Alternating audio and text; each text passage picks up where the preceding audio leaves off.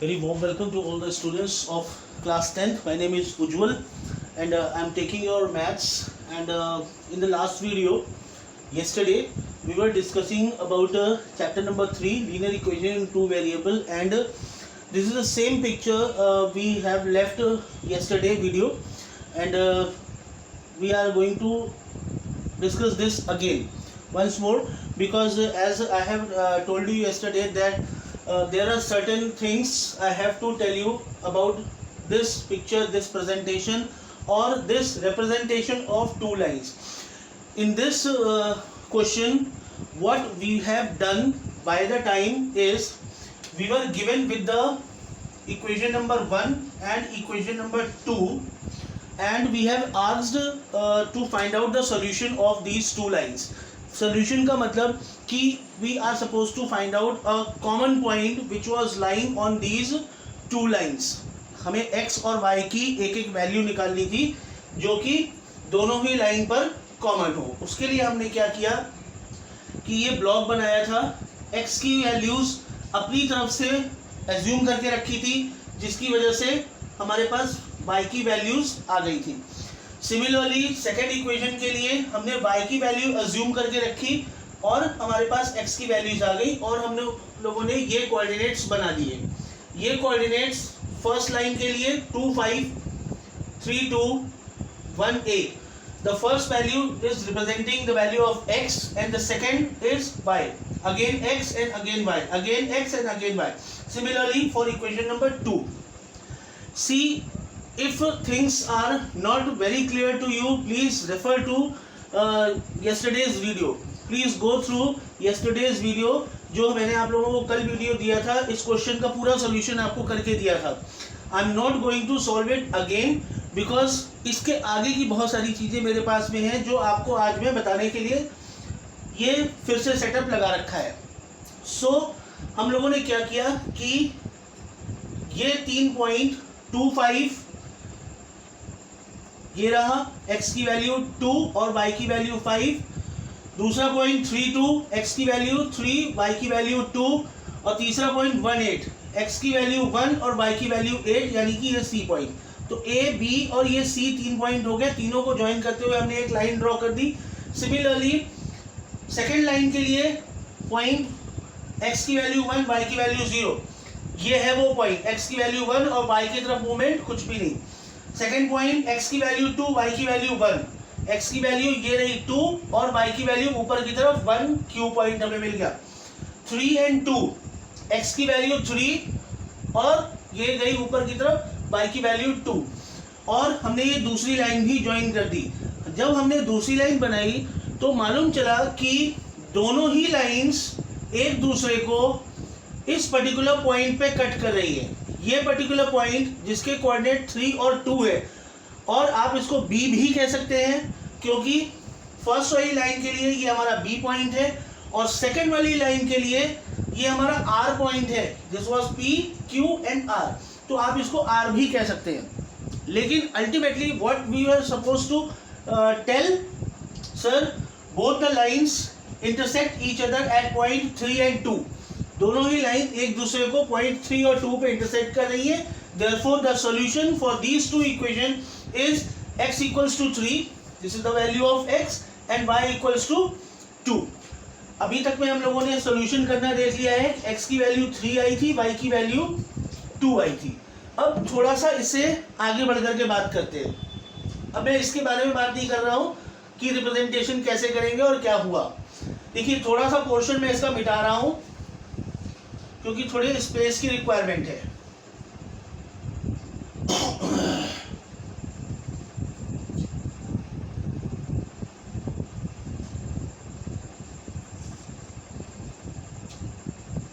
Now जो पहले तरह का क्वेश्चन हमसे पूछा जा सकता है इस चीज से रिलेटेड, वो हम लोगों ने ये सॉल्यूशन कर रखा है. पहला क्वेश्चन क्या था? Plot these two lines. तो first second line was x minus y minus 1 equals to 0, and I need to rub this one. हाँ जी. तो the first type of question we will be facing, these are the equation of 2 lines, plot these lines on the graph paper and find the solution. We have done. हम लोगों ने कर दिया. हम लोगों को 2 इक्वेशन जो दिए गए थे, बोला गया था कि प्लॉट करिए इसको ग्राफ पेपर पे और उसका सॉल्यूशन फाइंड आउट करिए. या क्वेश्चन ऐसे भी कह सकता है कि find the solution of these 2 equations graphically. तो हमको ये करना था. दूसरे तरह का क्वेश्चन हमसे क्या पूछा जा सकता है? क्वेश्चन प्लॉट करने के लिए बोला. प्लॉट करने के साथ साथ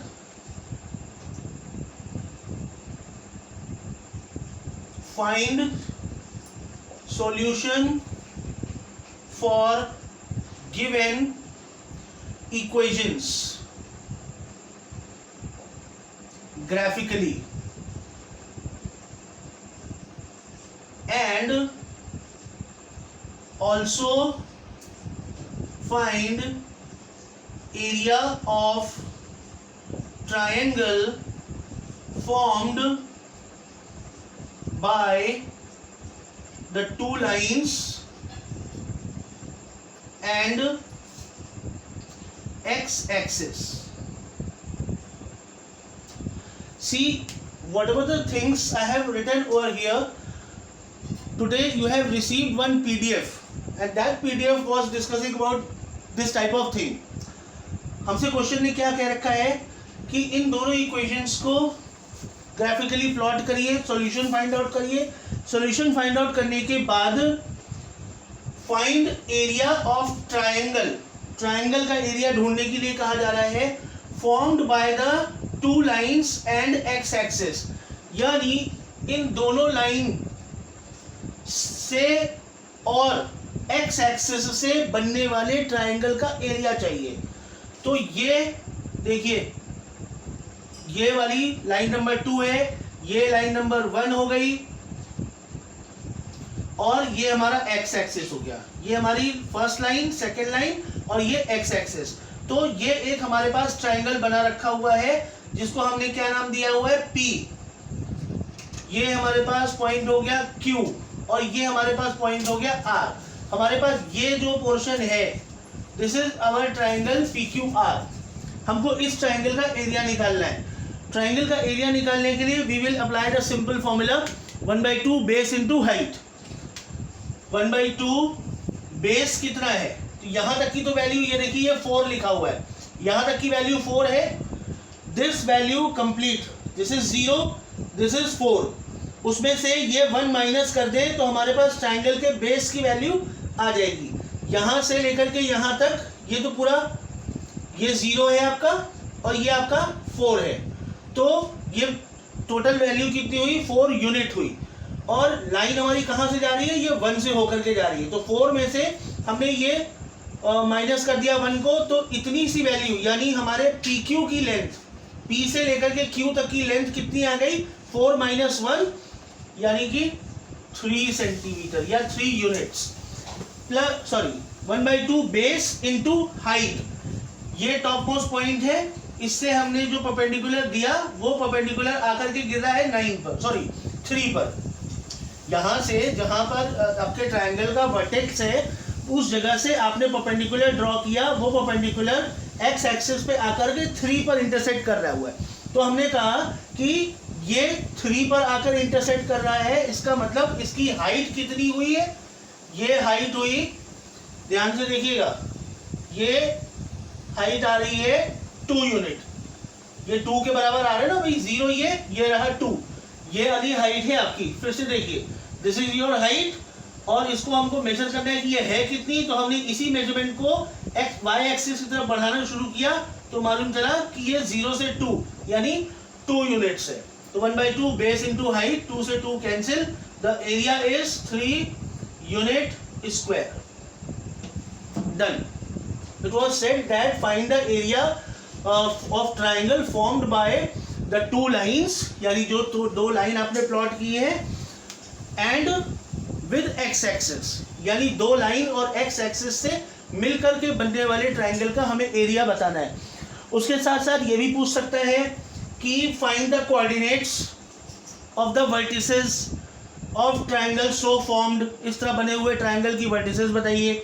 तो वर्टेक्स में फर्स्ट हमारे पास P, इसके कोऑर्डिनेट ये 1 0, Q इसके coordinate 4 and 0 and this is R, इसके कोऑर्डिनेट 3 and 2.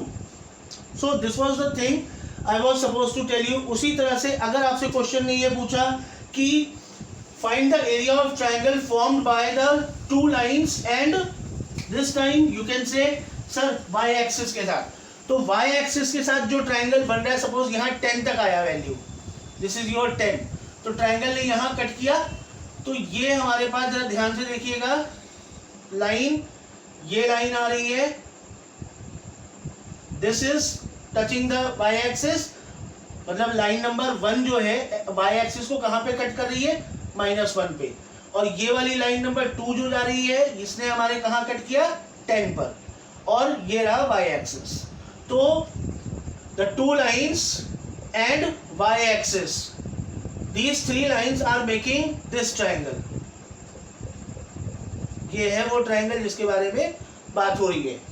तो बेस कितना लेंगे, यहाँ से लेकर के यहाँ तक, ये तो 10 हो गया भाई, यहाँ ये 0 है, तो 0 से लेकर के 10 तक, तो ये हो गया 10 यूनिट. 10 यूनिट और लाइन नंबर 1 कहाँ पे इंटरसेक्ट कर रही है वाई एक्सिस को, यहाँ पे, तो 1 यूनिट और, तो ये टोटल बेस हो गया 11 यूनिट का. और हाइट कितनी, ये एक्स एक्सिस जितना आया है, मतलब आपने पॉइंट R से परपेंडिकुलर ड्रॉ किया, तो ये लेंथ कितनी है, ये लेंथ अपने एक्स एक्सिस पे ले आइए, तो 0 से 3, यानी ये लेंथ आपकी 3 यूनिट है. Once again 1/2 base into height, same formula, base is 11, height is 12, simple calculation and you will get the result. So I hope you will definitely try. मैं ये नहीं कह रहा हूँ कि एक बार में ये सारी चीज़ें सही आएंगी, ठीक है. मेरा काम आपको बताना, समझाना था. अगर अभी भी दिक्कत आ रही है, please drop me a message, I will try it again to elaborate all these things in a better way. कोशिश करूँगा कि और अच्छे से आपको समझा सकूँ. इससे रिलेटेड मैंने एक PDF भी आपको प्रोवाइड कर रखा है आज. Please go through that particular PDF for again and again times. उसके अलावा येस्टरडेज वीडियो और अभी जो एक्सप्लेनेशन हो चुका है, इतना पार्ट बार बार देखिए, करने की कोशिश करिए, समझने की कोशिश करिए. And if you still finding that there is something lacking, please drop me a message, I am always there to help you out. So this particular 3 things what I have told you, that was related to graphical solution of the linear equation in 2 variable. अब graphical solution के अलावा हम लोगों ने बात किया था कि LETV का हम algebraic सॉल्यूशन भी कर सकते हैं. So let us move towards that particular thing. I'm rubbing all this. See, I expect all of you to do all these questions in your school copy. ये सारे क्वेश्चंस आपके school copy में along with your homework and the PDF work I am giving to you. देखिए, yesterday we have talked that solution of LETV.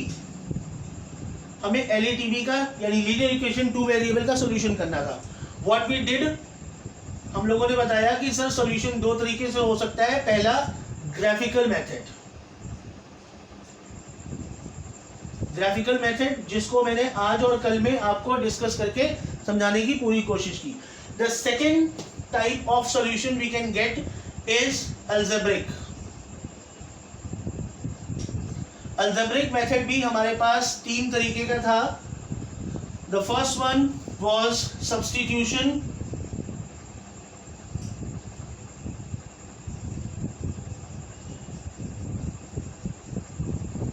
substitution method. The second one is elimination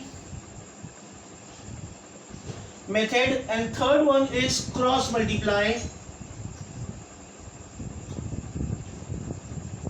And most importantly, yesterday I told you that for the session of 2020-21 cross multiplication method is not in our syllabus. लेकिन हम cross multiplication के लिए दिए हुए questions को छोड़ेंगे नहीं. हम उन क्वेश्चंस को करेंगे इन दो मेथड्स के हिसाब से।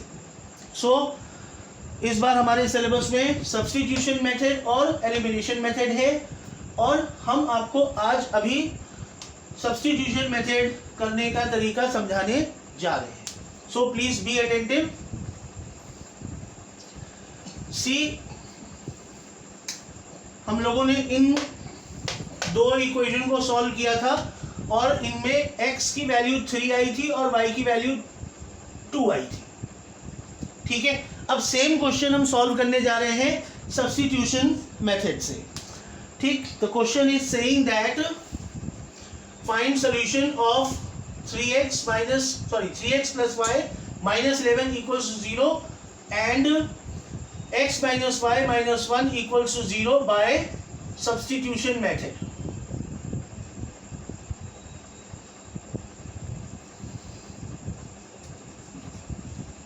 Now we are having two equations, 3x plus y, और ये -11 है, उधर भेजेंगे, this will become plus का 11. This is our equation number 1 and this is equation number 2, x minus y equals to 1 को उधर भेजेंगे ट्रांसपोज करके, this will become 1. This is number 2.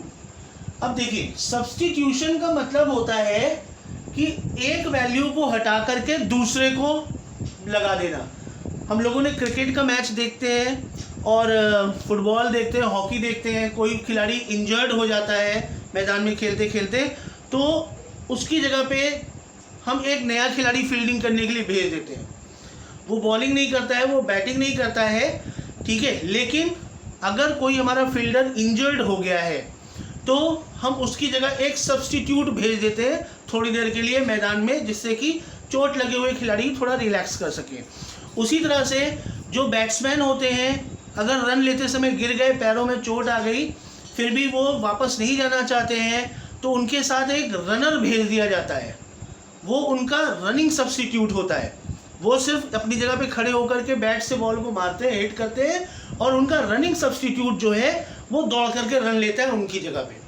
उसी तरह से सब्स्टिट्यूट मेथड में हम यहाँ पे दोनों इक्वेशन में से किसी एक इक्वेशन को, जो हमको बेहतर लगेगी, जो हमको आसान लगेगी, किसी एक इक्वेशन से किसी एक वेरिएबल की, दो वेरिएबल है, किसी एक वेरिएबल की वैल्यू दूसरे वेरिएबल की शक्ल में निकालेंगे।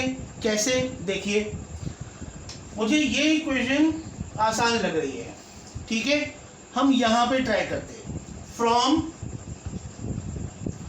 इक्वेशन 2, इक्वेशन 2 क्या कह रही थी?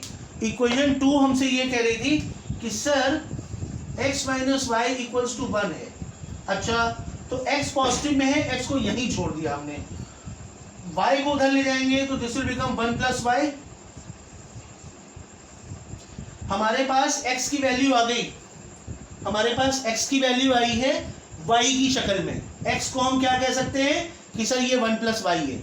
जहां कहीं भी x लिखा हुआ है वहां पे x को हटा के हम 1 प्लस वाई रख सकते हैं। अब ये काम हमने किस इक्वेशन में किया है? 2 में किया है। तो अब हम जाएंगे इक्वेशन नंबर 1 के पास और उससे कहेंगे इन इक्वेशन 1, देखिए हमने x की वैल्यू कहां से निकाली है? इक्वेशन 2 का इस्तेमाल करके। तो हम अब क्या करेंगे कि इक्वेशन 1 के पास जाएंगे, दोबारा से 2 के पास नहीं पहुंचेंगे, इस बार हम जा रहे हैं 1 के पास में। इक्वेशन 1 क्या थी? 3x plus Y equals to 11। अब जो x की वैल्यू हमने निकाली है इक्वेशन 2 की हेल्प से, उस वैल्यू को हम इक्वेशन 1 में रखने जा रहे हैं x की जगह पे। 3x का मतलब 1 प्लस वाई, तो this is 1 plus Y equals to 11। Bracket open करिए, 3 1 जा 3 plus 3 into Y 3y and this is plus Y equals to 11। ये 3 ट्रांसपोज करेगा, उधर की हो जाएगा तो माइनस हो जाएगा, that means it will become 11 minus 3। इधर क्या हो रहा है? This is 3y and 1y, in total 3 plus 1 it is 4y। अब 4y की वैल्यू कितनी? 8। तो y की वैल्यू ये 4 मल्टीप्लाई में उधर भेज दीजिए, तो दिस विल बिकम 8/4 यानी 4 2 8। तो y की वैल्यू हमारे पास कितनी आ गई 2। ये देखिए ग्राफिकल रिप्रेजेंटेशन में भी हमारे पास सेम वैल्यू आई थी इसी इक्वेशन के लिए। तो y की वैल्यू हमारे पास आ गई 2। अब हम क्या करेंगे, पुट y इक्वल्स टू 2। हमने क्या किया, ये x रखा हुआ था, x equals to 1 plus Y था, x equals to 1 plus Y हम निकाल चुके हैं। हमको y की वैल्यू अब मिल गई है, हम x ढूंढ रहे हैं। तो x equals to 1 plus Y का मतलब 2। तो x की वैल्यू 1 प्लस 2 3। ये देखिए ये हमारा x का वैल्यू आ गया, ये हमारा y का value 3 and 2। So students this is the process of a substitution method to getting the solution of LETV।